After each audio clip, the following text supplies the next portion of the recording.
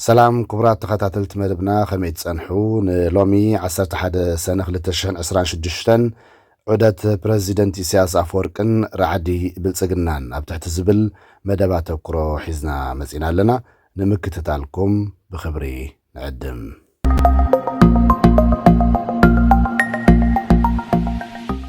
عدت بريزيدنت إسياس أفورقن رعدي بلصقنان حدا مرحي نحدا هاجر نهاجرو أقدستين نابز بلن هاجرات عدت كجبر ناب هاجرو زمصو أجايش كا تقبيلو خانجد نبوريوم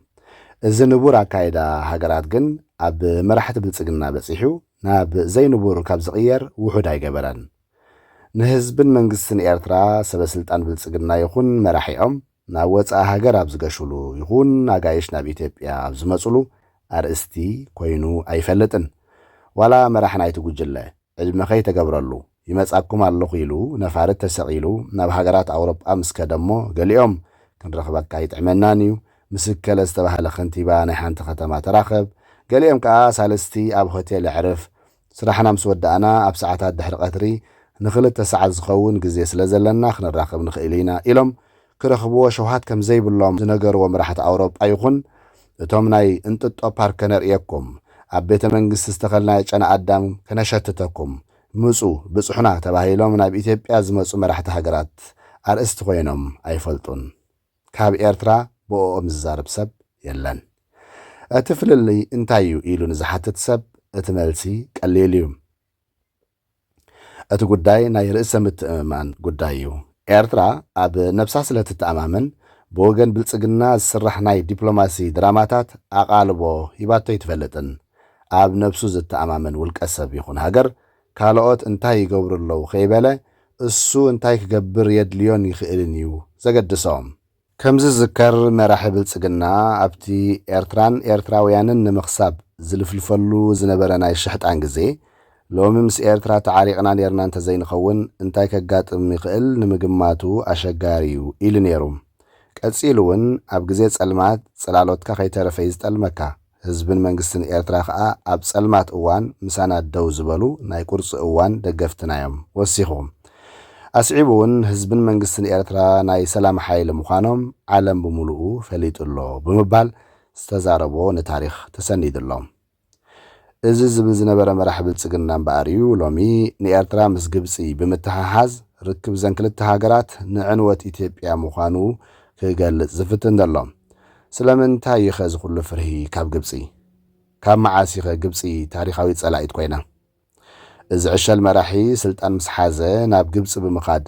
በፕሬዚደንት ሪፓብሊክ ግብፂ ዓብደልፋታሕ አልሲሲ እናተመርሐ ንግብፂ ዝጎድእ ስራሕ ኣይክሰርሕን ወላሂ እናበለ ቃል ከኣቱ ከለኸ ግብፂ መሓዛ ድያ ነይራ ታሪኻዊ ጸላኢት ብዝኾነ ናብ መንቀሊ ጽሑፍና ንመለስ ስለምንታይ እዮም ፕሬዚደንት ኢሳያስ አፈወርቂ ናብ ወፃኢ ሃገራት ዑደት ኣብ ዝገብረሉ ብፍላይ ከዓ እቲ መገሻ ናብ ግብፂ ምስ ዝኸውን ብልጽግና ከቢድ ሻቁለትን ራዕድን ዝፈጥረሎም ትመልሲ ቀሊል እዩ ብነብስኻ ዘይምትእምማን እዩ ብኽለስ ሓሳብ ደረጃ ነቲ ብከቢድ መስዋዕት ዝተረኽበ ናጽነትን ልዑላዊ ክብርን ሃገረ ኤርትራ ኣብ ዝኾነ ሰዓት ክጥሕሶ ምዃኑ ዝፍክር ጉጅለ ብልጽግና ብውሕዱ ልክዑን ደረጅኡን ንምፍላጥ ኤርትራ ምስ ዝኾነ ዝሰማማዕ ሃገር ክትሻረኽ ኣየናይ ሎጂክ እዩ ከም ነውሪ ዘቑፅረላ እቲ ጉዳይ ግን ኣብኡ ዘብፅሕ እውን የብሉን ኤርትራ ነብሳ ንምክልኻልን ናጽነታን ልዑላውነታን ንምውሓስን ብዘይ ዝኾነ ዘራኢ ይኹን መሻርኽቲ ከተተግብሮ ከም እትኽእል ክፈልጥ ንዝደሊ ንዝሓለፉ ስርዓታት ኢትዮጵያን ታሪኾምን ብመንጽር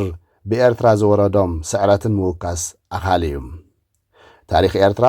ታሪኽ حقوق متبطابن شحطانن مسلينتن አይኮነን ታይዳ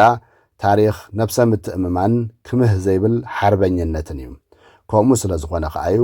ኤርትራ ወትሩ ንጸላእታ ስዩም ኣቢላ ኣብ ጎደና ዓወት እትምርሽ ክቡራት ተኸታተልቲ መደብና ንሎሚ 11 ሰነ 2026 ዑደት ፕሬዚደንት ኢሳያስ አፈወርቅን ራዕዲ ብልጽግናን ኣብ ትሕቲ ዝብል ዘዳለናዮ እዋናዊ መደብ ኣተኩሮ ኣብዚ ተፈጺምሎ ኣብ ዝቕጽል መደብና ክሳብ ንራኸብ ሰላም ሸኸደ ከደ ትሕሽ ዕሮ ጉራደ